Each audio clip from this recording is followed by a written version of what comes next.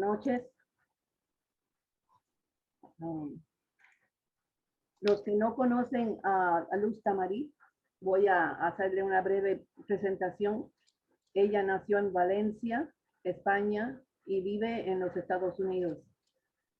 Desde muy joven buscó el camino espiritual, comenzando por Krishnamurti. Es trabajadora social y continúa trabajando con jóvenes con problemas de aprendizaje. Es la bibliotecaria de la Logia España en Los Ángeles y también ha servido en la junta directiva del campo teosófico que se llama Far Horizons en inglés, que son horizontes lejanos en español. Bueno, Luz, ya puedes empezar. Gracias, Idarmis. Bueno, pues entonces vamos a comenzar nuestra charla de hoy viernes sobre el viaje del alma, que también se ha presentado como el alma de acuerdo a la filosofía, la sabiduría eterna, la filosofía esotérica a través de los años, de los siglos y de las eras. Lo que han pensado los grandes pensadores, filósofos, teósofos y maestros de la humanidad, y lo que nos han podido decir sobre su existencia, si es que realmente existe, y todo lo que nos han podido decir sobre el alma. Pero también quería hacer hincapié de que sí que vamos a ver muchas teorías sobre lo que han dicho otras personas, pero más que nada tenemos que enfocarnos en lo que para nosotros significa el alma. Si realmente algo de todo lo que se ha dicho tiene resonancia en nosotros, porque somos nosotros realmente los que tenemos que encontrar esa alma nuestra y no quedarnos solamente con las teorías de otras personas, ahora que sí que muchas veces nos ayudan, son una guía muy importante y sobre todo cuando resuenan en nosotros. Pero lo más importante es encontrar las respuestas por nosotros mismos. Así que vamos a comenzar con la charla de esta noche. Si un hombre quiere comprender su lugar en la naturaleza y ser feliz y progresar, debe buscar el desarrollo físico, psicológico y moral que le permita penetrar en lo más profundo de la naturaleza. Debe observar, pensar y actuar. Debe vivir, amar y progresar.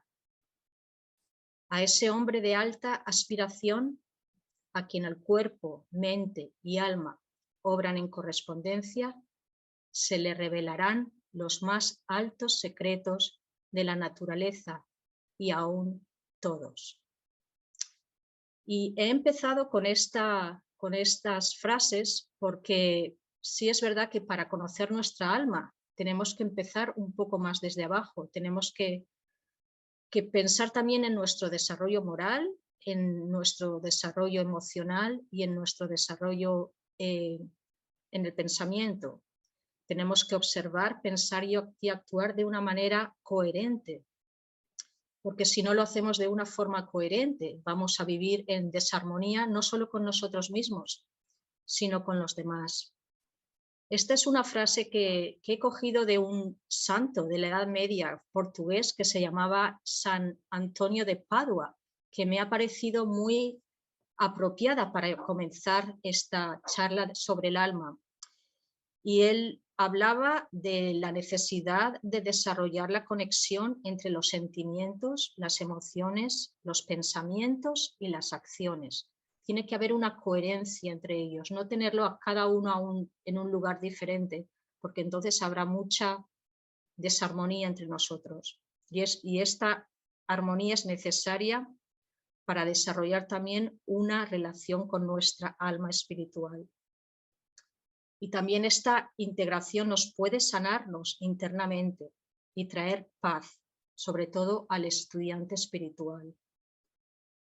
De esta forma, si logramos esta coherencia, podemos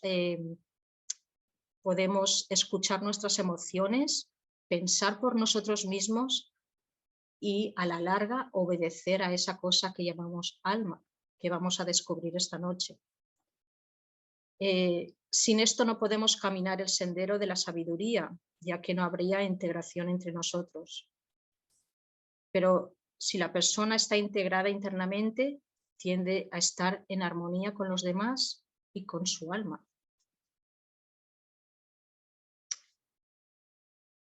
A lo largo de la historia del pensamiento han destacado tres concepciones clásicas de lo que significa el alma. En primer lugar, para unos fue un soplo, un aliento o hálito, equivalente a la respiración. O sea que cuando falta el aliento, el individuo muere. En segundo lugar, también se ha podido expresar como una especie de fuego. Al morir el individuo, ese fuego, que es el calor vital, se apaga.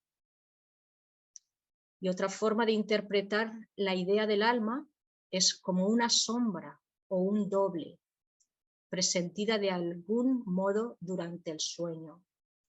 Y para algunas personas clarividentes, no necesariamente solo durante el sueño, también pueden ver este doble en muchos otros momentos de su vida. Así que estas tres concepciones son, en resumida, es un resumen de cómo se ha visto a través de la historia o cómo han podido expresar o captar o intuir lo que podría ser el alma. En el mundo clásico, la primera interpretación, el número 1, del alma como ánima es la más común, aunque la segunda interpretación comparte con ella ese concepto de principio de vida y es por lo tanto similar en su significado. Sin embargo, con el transcurso del tiempo se impone en las especulaciones filosóficas el concepto de un doble propio de cada ser vivo, que podría incluso salir durante el curso de vida. Entonces, para muchos esto es una verdad. Para todos estos filósofos, pensadores, maestros, el alma es una verdad, pero que tenemos que llegar a descubrir. Es una verdad innata en nosotros, que existe en nosotros. Y he elegido este poema de Khalil Gibran porque habla sobre la verdad. Incluso la palabra verdad podría ser cambiada por la palabra alma, porque es una verdad que las personas que estamos en este sendero espiritual lo consideramos como una verdad. Y dice, la verdad es como las estrellas, no aparece excepto por detrás de la oscuridad de la noche. La verdad es como todas las cosas hermosas del mundo, no revela su naturaleza, excepto para aquellos que primero sienten la influencia de la falsedad. La verdad es una profunda bondad que nos enseña a estar bien en nuestra vida cotidiana y compartir con la gente la misma felicidad. La verdad nos llama, atraída por la risa inocente de un niño o por el beso del amado, pero le cerramos las puertas a su dulzura como si se tratara de un enemigo. Y creo que desgraciadamente eso es lo que hacemos muchas veces con nuestra alma, le cerramos la puerta como si fuera un enemigo, cuando realmente tendría que ser nuestra aliada siempre.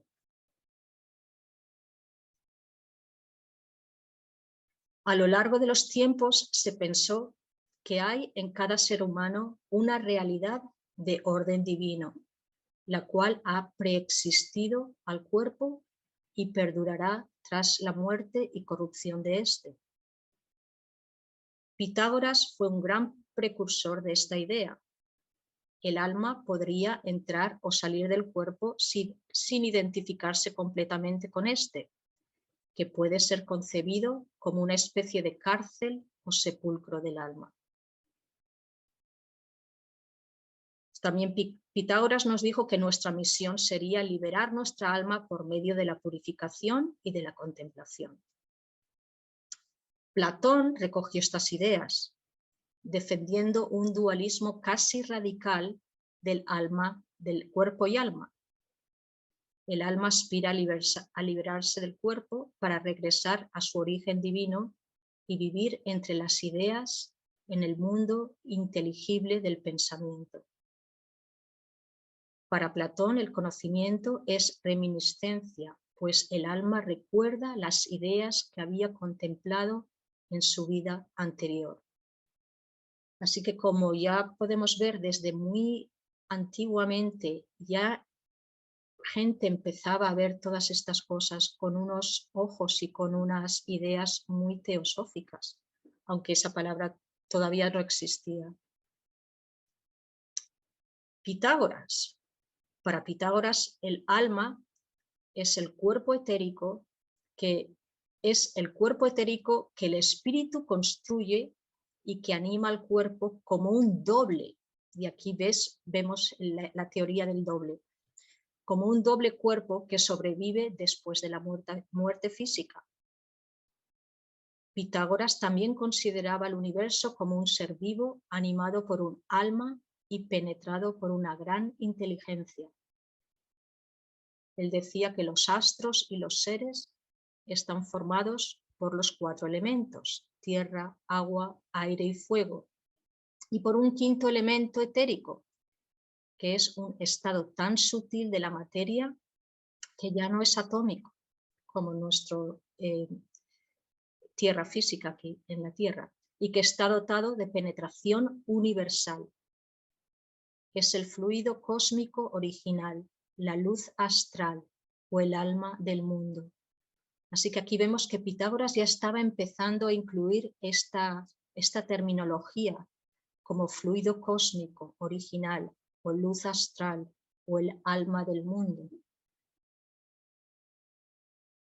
Cuando el alma haya definitivamente vencido a la materia, entrará en el estado divino para su unión completa con la divina inteligencia. Pitágoras fue un personaje casi legendario, apreciado por los neoplatónicos, los gnósticos y hasta los primeros representantes de la Iglesia. En su doctrina se encuentra parte de la doctrina de la India y de Egipto. Así que, como estamos viendo, es una parte de la tierra de India, Egipto, Grecia, que toda esa parte que es donde prácticamente nos ha dado todo el conocimiento que tenemos ahora, el gran conocimiento que tenemos ahora, la filosofía oculta y la filosofía clásica.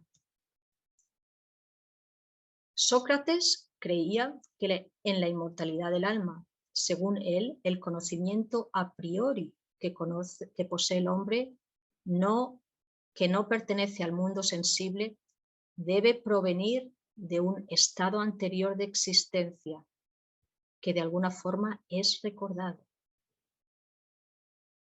También por su característica espiritual, el alma es capaz de contemplar las formas invisibles del mundo espiritual que los ojos no pueden ver.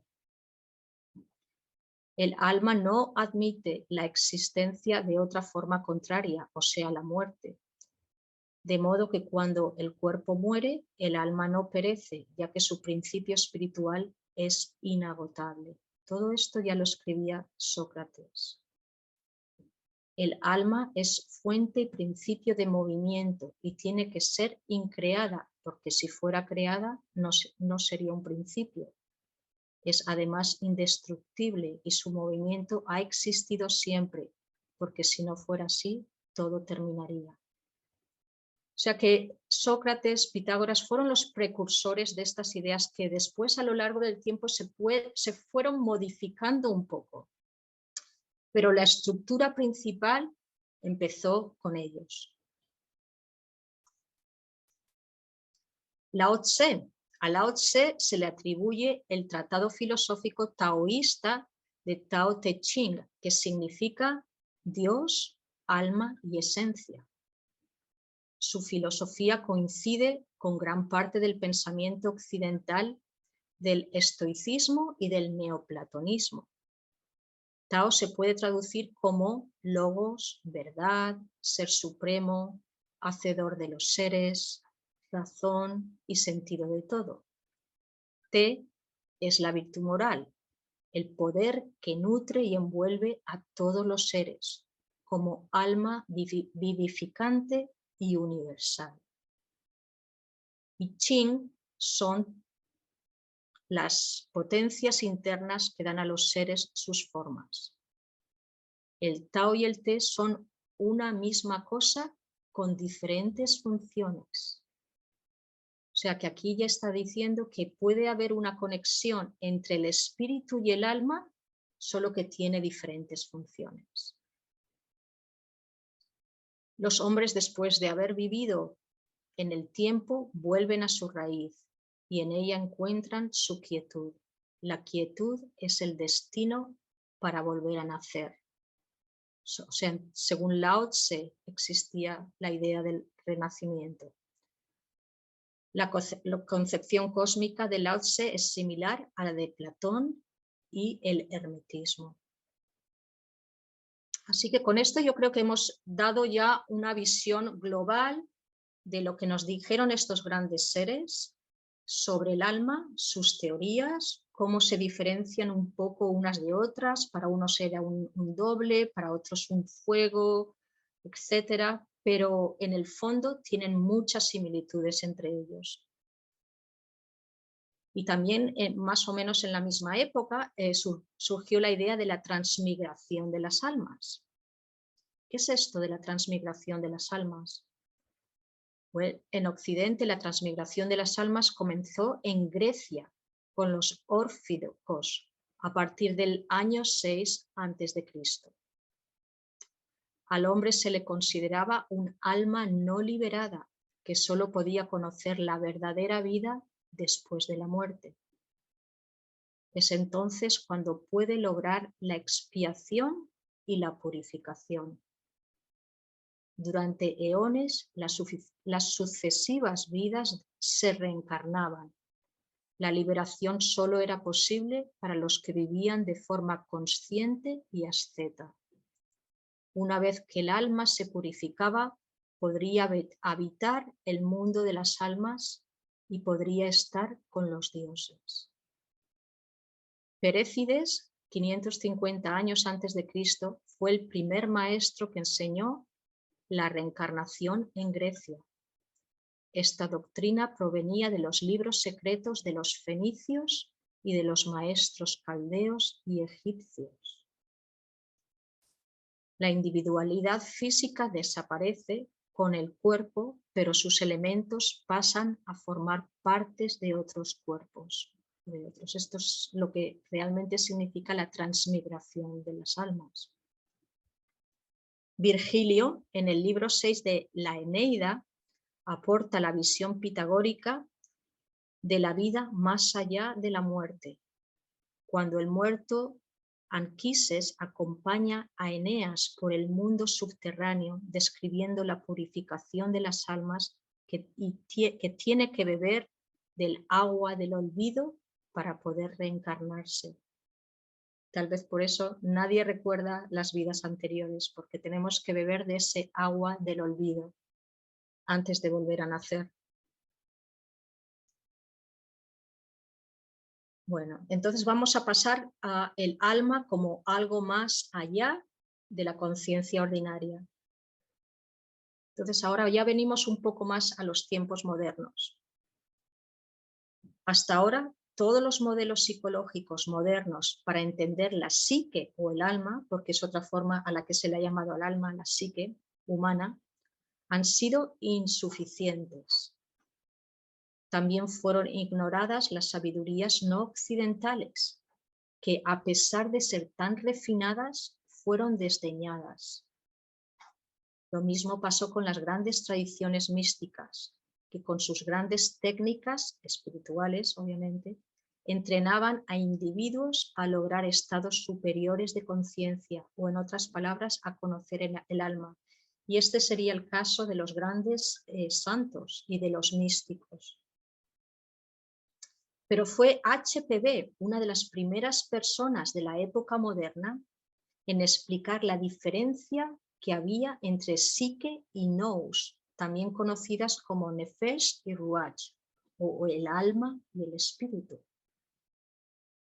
HPB reunió todo un arsenal de pruebas, citas tomadas de San Pablo, de Platón, de Plutarco, de Santiago, etc., las expuso en su obra Isis sin velo. Y lo interesante de HPB es que reunió pruebas, pero de todo tipo de grandes religiones, de grandes ideas, de grandes filósofos de todas las épocas y de muchísimas diferentes opiniones.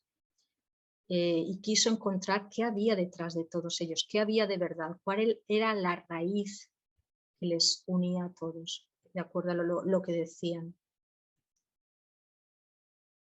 Entonces, para comprender nuestra naturaleza, vamos a hablar un poco ya más en términos un poco más teosóficos, o mejor dicho, de la sabiduría antigua. ¿Qué dice la sabiduría antigua de nosotros? Pues lo que dice es que fuimos una vez conscientes de nuestra naturaleza espiritual, pero a medida que descendimos a través de los planos de la materia hasta llegar a este plano, nuestro intelecto se desarrolló a expensas de nuestra percepción espiritual. Y aquí estamos hablando de la involución, cuando vinimos de otros planos superiores al que estamos ahora. Con nuestro intelecto razonamos siempre de premisas a conclusiones, mientras que la naturaleza espiritual tiene la capacidad de conocer directamente la naturaleza de cualquier cosa. Por tanto, nuestro desarrollo intelectual fue en detrimento de nuestra intuición espiritual. Y es inútil que la teología, la ciencia, la psicología partan de percepciones personales y físicas para llegar a comprender qué es exactamente el ser humano o su alma, si es que la posee. Porque según estas disciplinas materialistas, las causas psicológicas no son más que los reflejos de las ideas físicas. Entonces aquí se quedaron estancados porque no pudieron ver más allá, se quedaron estancados con los reflejos de las ideas físicas.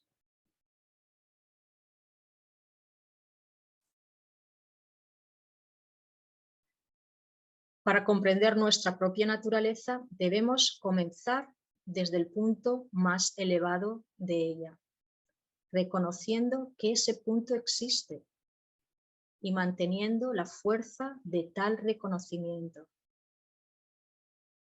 Es así como comenzamos a ver la luz al afirmar la naturaleza espiritual. Comencemos con la premisa de que podemos alcanzar una voluntad real y verdadera, una voluntad espiritual, que nos puede llevar a conocernos internamente, que vuela como la luz y corta todos los obstáculos como si se tratara de una espada afilada. Esa voluntad de conocernos, que procede de la parte espiritual más elevada de nuestra naturaleza, hace que seamos seres que evolucionan de dentro hacia afuera, a través de todas las formas de sustancias que han existido y que es la causa de que se continúe desarrollando y evolucionando en este estado de materia.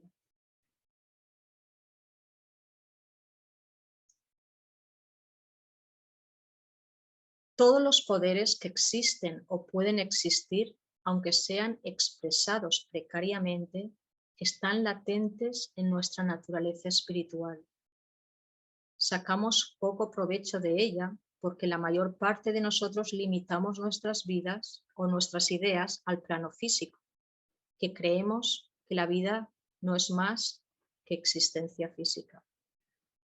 Tenemos que comprender el propósito de nuestra vida, de nuestra alma, comprender que somos el resultado de muchas de nuestras vidas pasadas y reconocer la existencia de una evolución de acuerdo con la ley, una ley verdadera y compasiva que es cíclica y que opera en todas partes.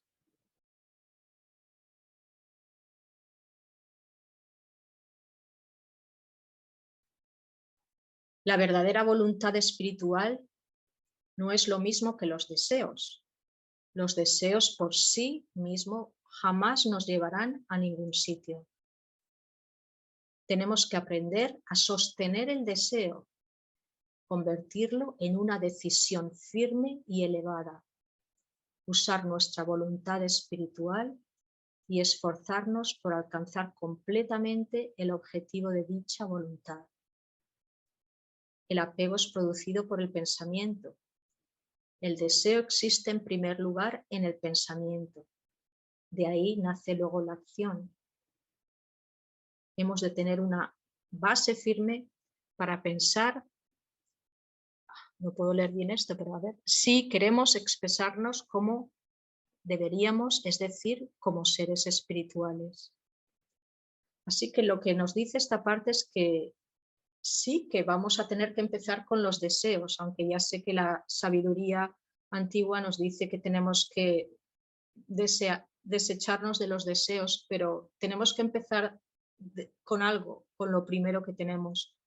Entonces, es ese deseo, esos deseos que tenemos que transformarlos y convertir esos deseos en una decisión firme y elevada. O sea, que pasan a ser de un deseo mundano o egoísta a una decisión firme y elevada, que se vuelve en una verdadera voluntad espiritual.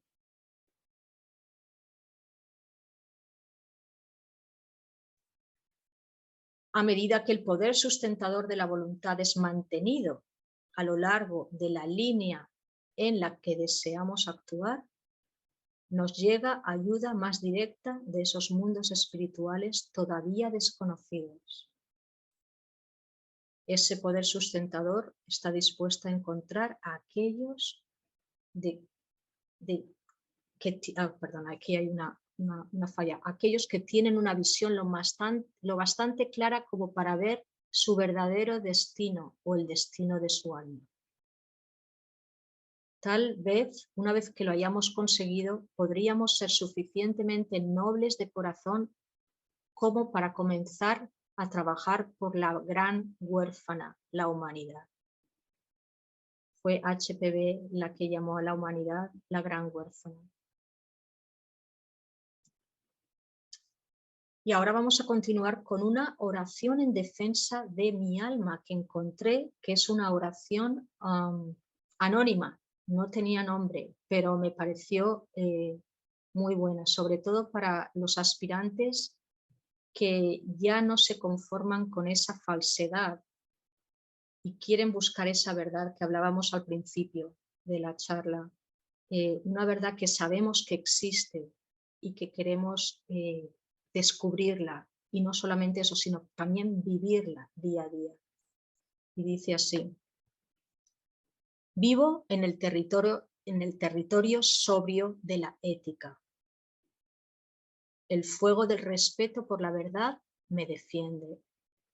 Rechazo vicios, alejo falsedades, elimino impurezas. No temo pagar por mis errores. Estoy en armonía con todos los seres, mientras el sentimiento es honrado y la intención altruista. Desapruebo lo que es indigno.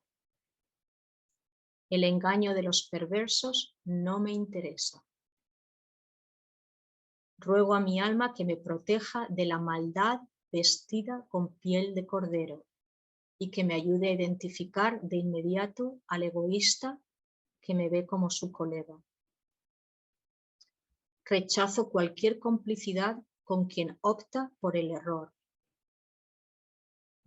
Prefiero agradar a una persona inteligente y honesta, desagradando a 100.000 tontos que hacen lo contrario.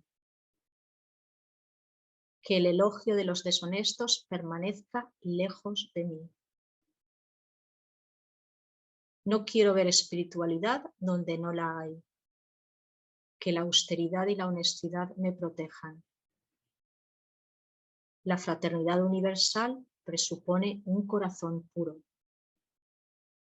Desenmascaré serenamente la falsedad moral disfrazada de bondad.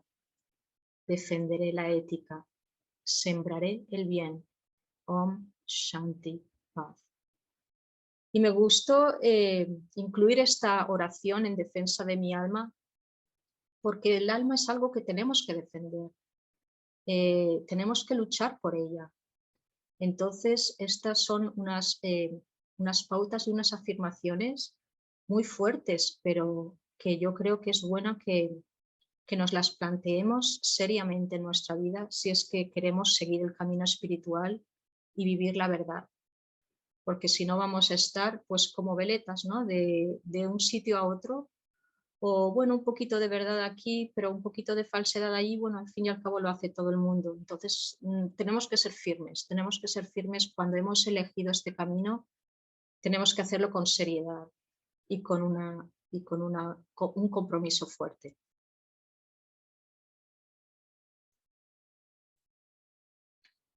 En lo más hondo, en lo más profundo o interno del ser humano existe el sentido, la sensación de que hay algo delicado, sutil, poderoso, que es lo real de las cosas. Habiendo dado a este incógnito diferentes nombres, según la época, cultura y estado sensiente de la especie humana.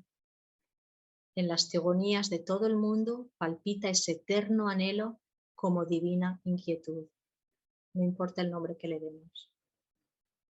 Seres catalogados de naturaleza divina por haber realizado el hondo sentido de la realidad trascendente aparecen como luminarias en este planeta y se hace historia de ellos. ¿Y quién mejor que uno de estos luminarios, que fue Hermes Trismegisto? Que aunque realmente teníamos que haberlo puesto al principio delante de todos los demás, de Sócrates, de Pitágoras, etcétera, porque vino mucho antes de ellos, fue un gran luminario, que realmente no se habla mucho de él, no sabemos mucho de él, y nos dice que emergió así la figura de Hermes Trismegisto, el llamado 3 veces grande, como el más remoto de estos divinos avatares o encarnaciones divinas. ¿Fue Hermes un hombre, un dios o simplemente un mito? Hombre, mito y dios encubren la triple realidad presente en los grandes hierofantes de la historia. Dios el Verbo, obrando en el hombre, hace que éste sea mirado después como un mito por su comparativa grandeza frente al resto humano de la especie que no ha sabido comprender que existe en el verbo de la vida poder a través del cual el logos alimenta al hombre. Cuando el demonio de los sentidos físicos, que es el polo negativo de la sustancia espíritu, había conducido al hombre al punto concreto de las formas, este hombre de barro puede transmutarse por la virtual potencia del sonido en divino avatar, una vez que haya logrado la rítmica y espiritual encarnación del verbo de vida en potente labor realizada a través del tiempo y del espacio. Es entonces cuando podremos hablar del desarrollo sublime de nuestra alma. Rama aparece como el avatar que hace revivir el sentido espiritual. Después de Rama aparece Krishna, justo cuando el sentido espiritual comenzaba a languidecer, cuando se iba alejando en el tiempo la vibrante voz de Rama. Y eso siempre ha existido a través de los siglos y a través de las eras, que cuando ha aparecido un avatar, parece que este luminario está por mucho tiempo dando vida a la humanidad, pero llega un momento que languidece por alguna razón. Entonces pasa un tiempo de oscuridad, pero después viene otro maestro que le puede reemplazar.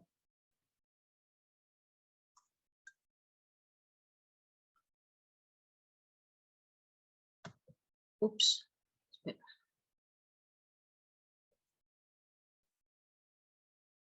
El primer aspecto, es que no veo bien aquí, de la, perdón,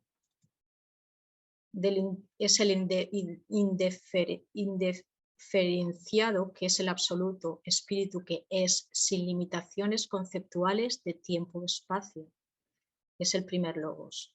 Pero el segundo logos es el amor o verbo de vida, que hace nacer, crecer, evolucionar y multiplicar a todo lo que concretándose se convierte en sustancia para expresar en formas la energía perenne de la voluntad paternal, realizada en la maternidad universal.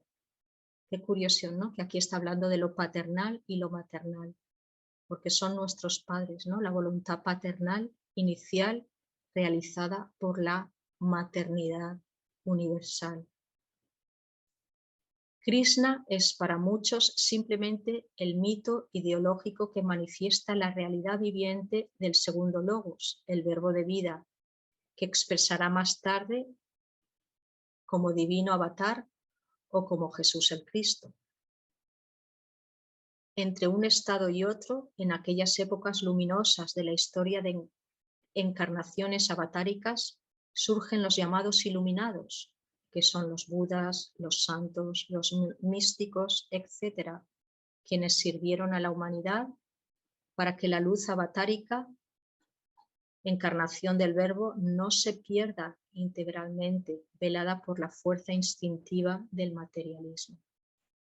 Así que la ayuda la vamos a recibir siempre, va a estar ahí de una forma u otra, es saber conectar con esa ayuda. Atento el ojo, tranquilo el oído, serena la mente, sensible el corazón y acalladas las ligeras emociones del mundanal ruido.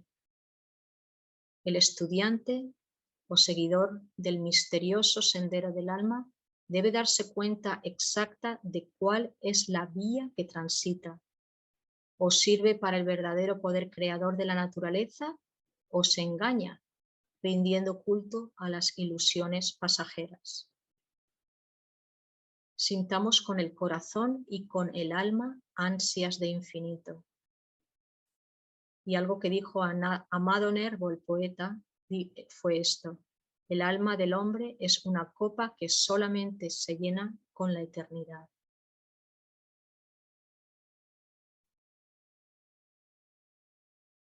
Ver, sentir y comprender. Las gentes siempre se preguntan si la magia, si la teurgia son cosas posibles, si serán hechos reales. Ciertamente habrá muchos decepcionados mientras no sepan diferenciar las ilusiones de esta fuerza sutil y delicada con un divino aroma a través de las edades, extasiando a las almas sensibles que saben comulgar con el infinito. Han pasado los tiempos en que aquellos grandes seres vagando por los valles del mundo lanzaban su mensaje de amor, sus frases plenas de ritmo melódico, convirtiéndose así en exponentes del poder del sonido, llama vibrante que marcha unificando con su hilo misterioso a todas las cosas sin ligarse definitivamente a ninguna. Y esta última frase me pareció muy interesante porque van unificando con su hilo misterioso a todas las cosas, pero saben que no pueden ligarse definitivamente a ninguna porque todo está en constante cambio y todo está evolucionando. Entonces no podemos cristalizarnos en una sola cosa. Otra poesía, otra oda a la inmortalidad muy apropiada también para este tema del alma, que es un poema de Wordsworth que me pareció muy bonito. Dice: el nacimiento no es sino un sueño y un olvidar. El alma que surge con nosotros, la estrella de nuestra vida, que ha tenido su ocaso en otra parte y viene de lejos. Los cielos están con nosotros en nuestra infancia, en torno al niño que crece y que todavía ve la luz y de dónde proviene. Cuando la ve, se llena de alegría. La juventud que avanza debe viajar y en su camino le espera la espléndida visión, si no la deja marchitarse y disolverse a la luz del día vulgar. Y es cierto, ¿no?, que los niños tienen esa, sobre todo en esos 3 primeros años de vida, cuando viven en pura esencia, que todavía no se ha formado la personalidad, es una gozada estar con niños. Por eso yo creo que a todos nos encanta estar con esos niños, sobre todo tan pequeños, porque la inocencia que tienen es una cosa digna de presenciar y de ver y de aprender de ellos, y sobre todo los que la vamos perdiendo a través de los años. Y por lo menos mientras estamos en su presencia es como que la estamos recuperando temporalmente.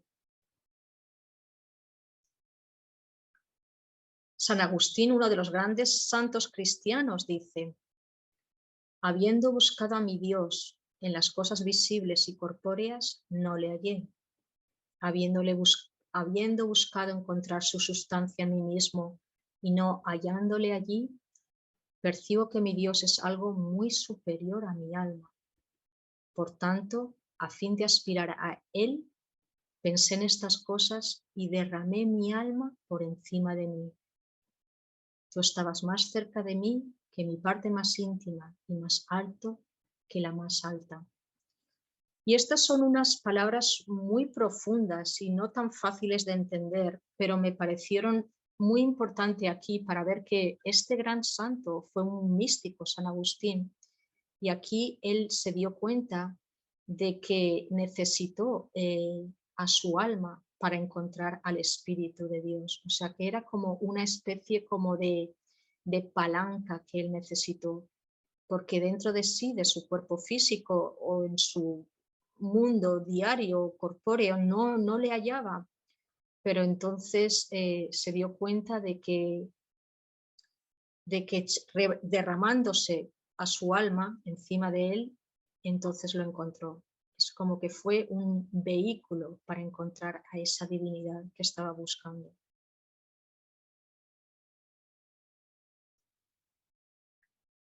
Santa Teresa también habla de las 7 mansiones en su libro El castillo interior. Esta fue una gran mística también. Describe sus experiencias en este mundo interno resplandeciente y más fino, y dijo: el brillo de semejante visión sobrepasa todo cuanto uno puede imaginar en la tierra. En comparación con esa luz, la radiación del sol que contemplamos parece oscura y es como si jamás pudiéramos volver a abrir los ojos. Y en otro pasaje, Santa Teresa también escribe: miro abajo al mundo desde una gran altura y poco me cuido de lo que la gente diga o sepa acerca de mí.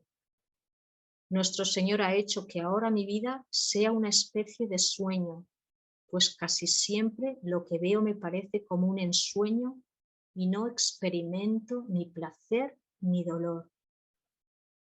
Y aquí es como que Santa Teresa ya había pasado o trascendido esa dualidad, ¿no?, que tenemos los humanos de experimentar placer y dolor. Ella ya estaba más allá, estaba como en otro plano, en un plano mucho más elevado que su alma le había llevado allí. Y entonces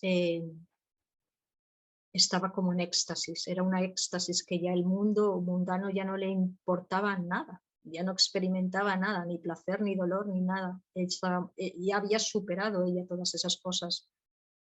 Y hay otra frase que no he puesto aquí, pero que también la aprendí yo de niña, que Santa Teresa decía algo así como: vivo sin vivir en mí, y tan alta vida espero que muero porque no muero. O sea, en el fondo ella sabía que la muerte era necesaria para conocer o para estar cerca de esa divinidad, y por eso moría por no morir. O sea, tenía ganas de morir porque esperaba esa alta vida.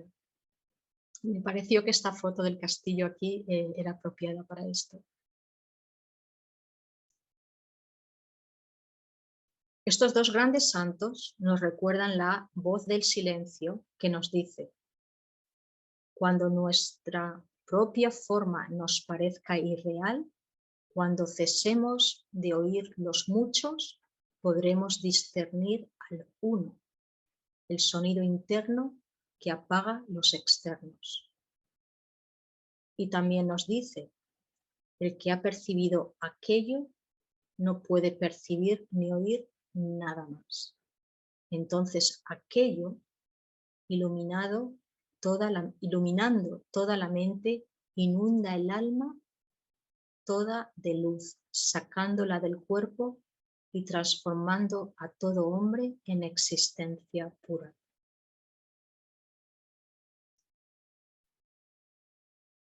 Y ahora voy a hablar de este hombre que se llama Emanuel Swedenborg, que fue un místico sueco al que le llamaron el Buda del Norte, del que yo no supe nada hasta que empecé a hacer esta investigación sobre el alma. Y dije, qué raro, que nunca he oído de muchos místicos, de religiosos, de todo tipo, pero a este hombre especialmente nunca, no había sabido nunca nada de él. Yo creo que vale la pena nombrarle, porque por alguna razón le llamaron el Buda del Norte, porque fue más allá del pensamiento de su época. Y nació en 1688 y murió en 1772. Fue un científico, un filósofo, un teólogo, un protestante, un anatomista, un botánico, un químico, físico, astrónomo, matemático, legislador, poeta, músico, visionario, etcétera, un montón de cosas. O sea, algo parecido como un Leonardo da Vinci o algo así. Es una de las figuras más fascinantes de la historia moderna europea.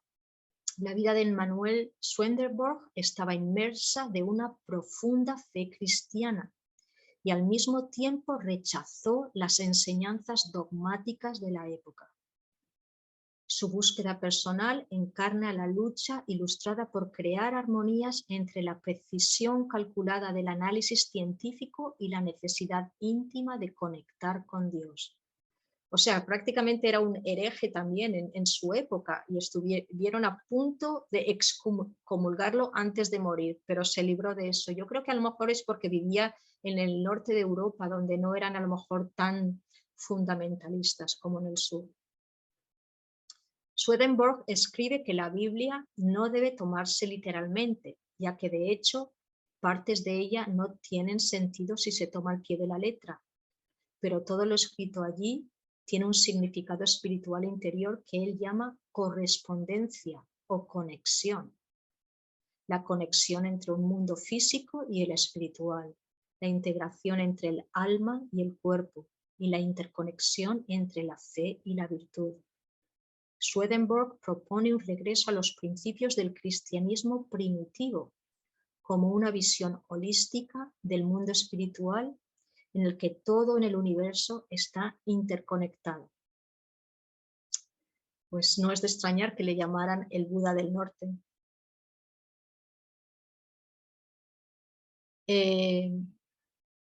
Para Swedenborg, no veo esto, pero dice que el hombre se la lleva de su vida cuando muere. Todos los actos y pensamientos quedan inscritos en ese alma, que podrá ser leída cuando sea evocada en la luz del cielo. Fíjate que en aquellas épocas, ¿no?, de que realmente todo era tan dogmático, que él ya se ponía a pensar en estas cosas. Y este versículo de San Lucas que dice: porque nada hay encubierto que no haya de ser descubierto, ni oculto que no haya de ser sabido. Por tanto, las cosas que dijisteis en tinieblas, a la luz serán oídas. Y esto me recuerda mucho también a nuestro karma y a los récords acásicos, en que todo lo que decimos, todo lo que pensamos, no queda perdido, que de una forma todo será oído en algún momento. El espíritu pasa, por así decirlo, revista las existencias de dicha memoria o alma, eligiendo todo aquello que concuerda y que le puede servir. Las demás cosas que no concuerdan son rechazadas y expulsadas. Esto es lo que este hombre pensaba y escribió. Swedenborg hizo una distinción entre el mundo celestial y el mundo espiritual y la importancia de comprender la correspondencia que existe entre ambas para que nuestra alma pueda crecer. O sea que es como que alguien nos tiene ya que empezar a decir que existe esa diferencia entre el mundo celestial y el mundo espiritual, que no son más que los niveles, de los 7 niveles que la teosofía nos enseña que tenemos. Entonces él ya distinguió estos dos, el mundo celestial del mundo espiritual, y la importancia para nuestra alma, para saber dónde se encuentra nuestra alma.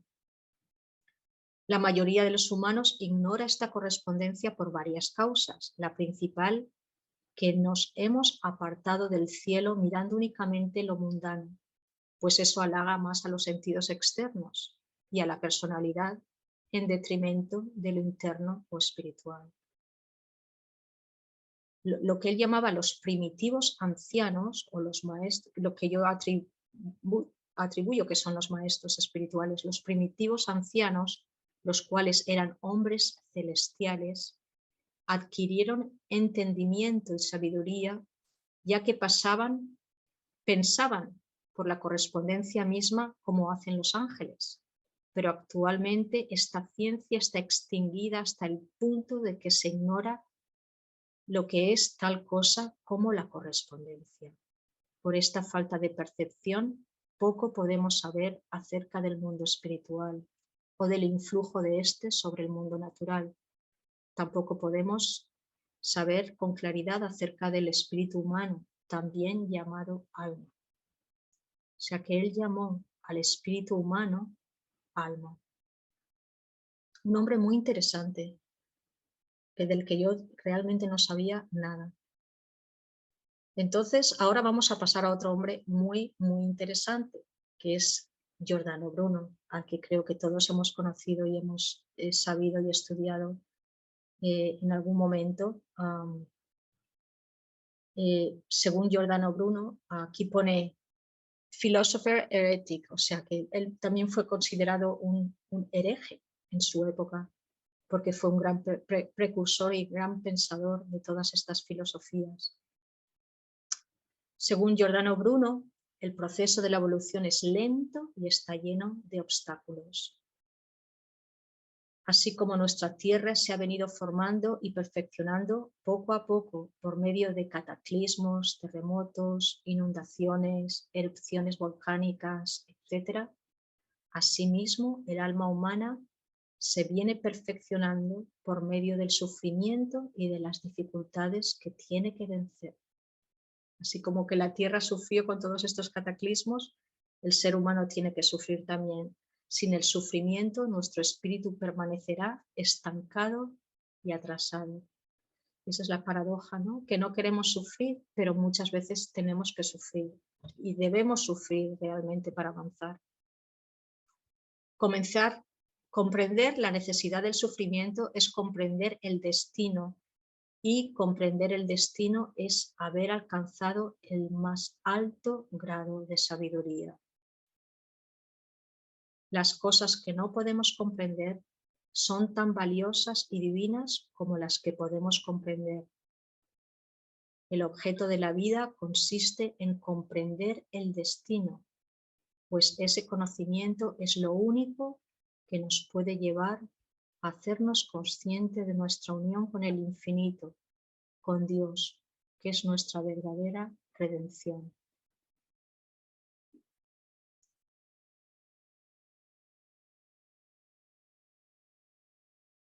No puedo leer la primera frase porque está esta cosa. Voy a leer la segunda entonces. Dios está en cada hoja de hierba, en cada grano de arena y en cada partícula que flota en el aire. Sí. ¿Puedo leer la primera? Sí, ¿por qué no me lees la primera, por favor? El alma del universo es el principio creador y constitutivo del mundo. Muy bien, gracias. Sí, no puedo nunca leer la primera frase. Pues mira, aquí ya Giordano Bruno estaba hablando del alma del universo, O sea que el universo también tiene un alma. Dios está en cada hoja de hierba, en cada grano de arena, en cada partícula que flota en el aire. La mente universal se encuentra en todas las cosas, pues todo lo que existe, tanto materia como espíritu, es divino. La misma fuerza que se manifiesta en el espacio infinito vive también en la más pequeña de las partículas. Tanto lo grande como lo pequeño son la misma cosa, pues cada átomo es en sí mismo el espejo del universo entero. Las cosas difieren entre sí únicamente con respecto a los cuerpos por medio de los que se manifiestan, pero en el fondo son la misma cosa. Son los distintos cuerpos lo que hacen que las almas sean superiores unas a otras. En el fondo todas las almas vienen del mismo alma universal. Muy profundo todo lo que decía Giordano Bruno. Y por hoy vamos a dejarlo solamente con esta última frase de Giordano y de ahí vamos a empezar con los comentarios para el resto de la noche. No quiero agobiaros demasiado tampoco con mis lecturas. Tenemos otra mitad para mañana por la mañana que vamos a seguir con todos estos temas, pero quisiera acabar aquí la noche con esto que dijo también Giordano Bruno, que da mucho que pensar y podemos realmente, me gustaría que todos comentáramos como en esto que voy a leer ahora y también que nos vayamos a dormir tal vez meditando con esta frase que es bastante importante y dice: el alma en su poder está presente de alguna manera en todo el universo porque capta sustancias que no están incluidas en el cuerpo en el que vive, aunque estén relacionadas con este. O sea, capta sustancias que no están incluidas en el cuerpo en el que vive, aunque estén relacionadas con este. Lo que nos dice que nosotros podemos captar esas sustancias universales que aunque no podrían estar inicialmente incluidas en nuestro cuerpo, sí que tenemos la capacidad de captarlas. Pero yo creo que aquí se puede elaborar mucho más de esto que acabo de decir. Y yo creo que aquí vamos a terminar la charla de esta noche y vamos a empezar ahora con cualquier tipo de comentario, pregunta, cualquier cosa que la gente tenga, si es que no estáis dormidos todavía. Entonces, Annie, we're going to stop right here, right now. Stop share. And we're going to start just trying to have a dialogue between all of us. Decir que lea la oración al alma. ¿Perdón? La oración al alma inédita. Ahí tienes toda la conferencia sintetizada.